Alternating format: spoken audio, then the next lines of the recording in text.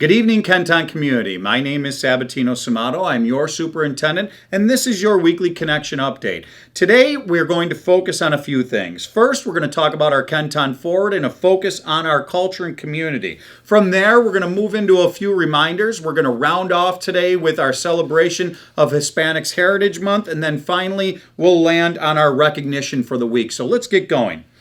First, I want to talk about our KenTon Forward and our sessions. We have some sessions coming up. Sessions where we're helping the community is helping us, and it's all about the end result, making things better for our children. And it's really, these sessions are set up to educate and empower our community. The first of these sessions is this Tuesday evening from 6 to 7 p.m. at Kenmore-West High School's auditorium. And what we're going to focus on in this session is a partnership with Kids Escaping Drugs.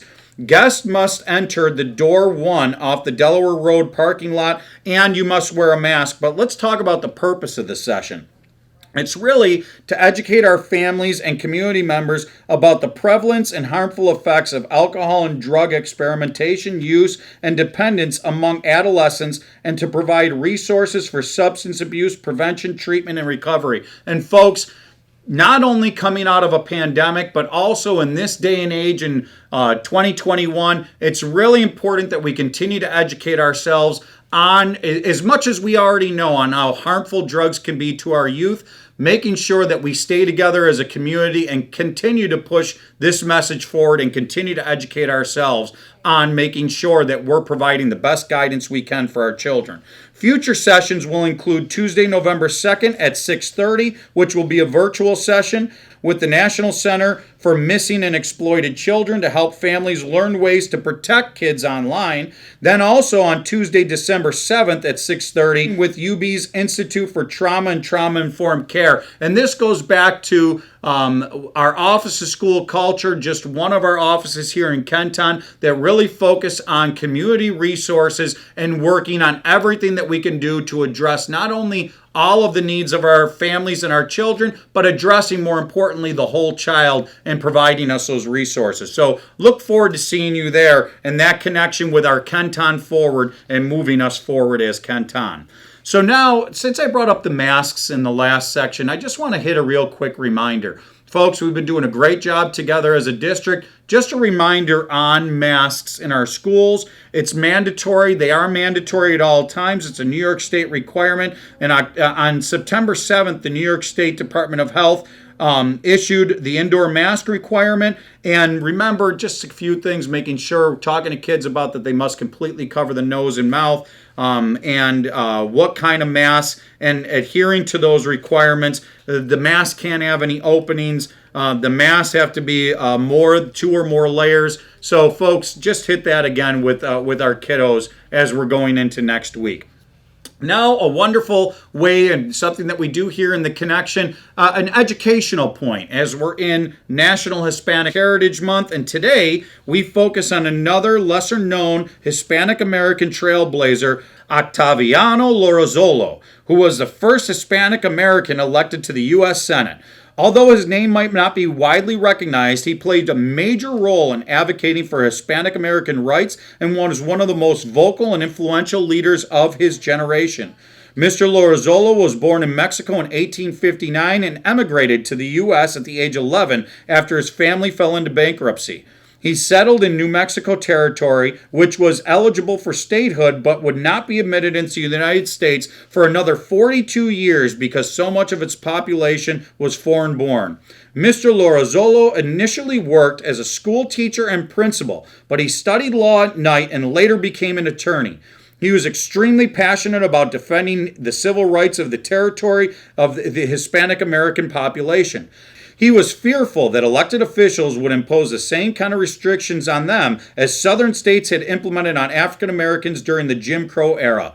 Mr. Lorenzolo became actively involved in politics but was continuously stymied by the powerful elites who influenced territorial politics at the time.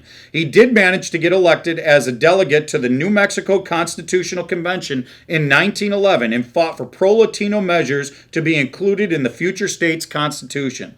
New Mexico finally achieved statehood the following year, and Mr. Lorenzolo continued to gain a significant political following.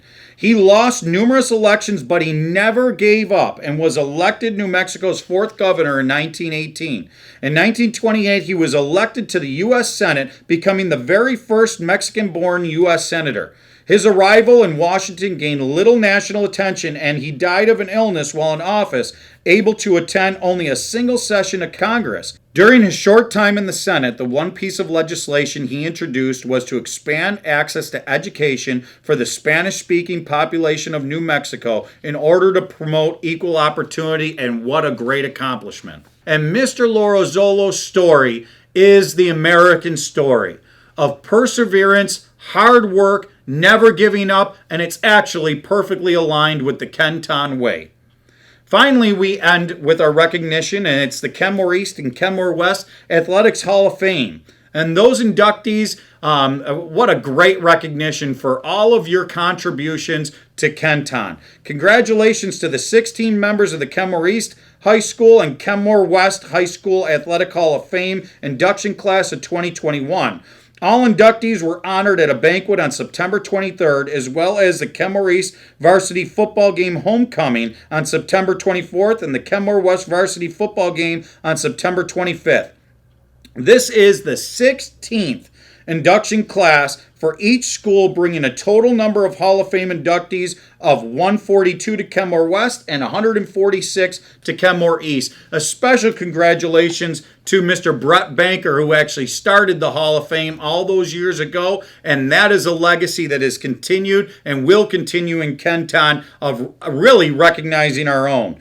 The Kenmore East Hall of Fame induction class of 2021 ranged all the way back from the 1970s to more recently in the recent 2000s. And these people were the induction class of the 2021. Donnie Battista, Gabriana Boldinsky, Liz Borowski, Paul DeSantis, Mary Beth Eldridge, Phil Lamancusa, Casey Mills, Scott Wilcox, and Coach David Coates. And then Kenmore West Hall of Fame, also all the way back from the 1960s to even more recently. For this class of 2021, Kathleen Brown, Dylan Caruana, Dr. Robert Duthie, Jim Kenny, Norm Minio, and coaches Matt Shamara and George Stock. Congratulations to this special induction class, and for always doing what we have always been able to benefit from here in KenTon, and that's hard work, dedication, and representing the community to the best you can. And that's where we close today. I'm very proud of our community. We should be very proud together. Thank you very much for all of your dedication to our families. You always make us better, because together we are moving KenTon forward because of our strength and our pride. Thank you, and have a great weekend.